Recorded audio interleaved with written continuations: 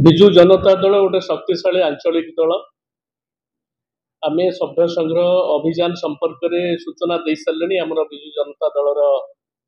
जो नवगठित समन्वय कमिटी अध्यक्ष बड़ भाई देवी प्रसाद मिश्र एवं आमर संजय दास वर्मा एवं प्रसन्न आचार्य वरिष्ठ नेता सूचना दे सारे विगत दिन मानक भाव में सभ्य संग्रह अभियान कार्यक्रम चलीथिला ताकू अधिक भाव में त्वरान्वित करी से सभ्य संग्रह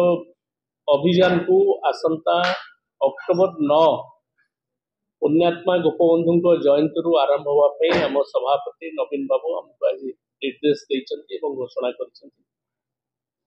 कार्यक्रम को आमे आगे नबू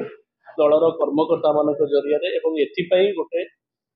कमिटी गठन होती जार आवाहक भाव में रही सूचना दिखाई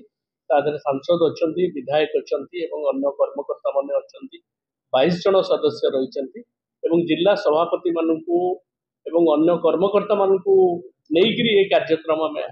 आग को नबू निर्वाचन मंडल जो नेतृवृंद अच्छा विधायक मान अच्छा ये कार्यक्रम आमर गोपबंधु जयंती ठारू चलो एवं विशेषकर ये सभ्य संग्रह अभियान रे युव वर्ग को अधिक गुरुत्व दवाई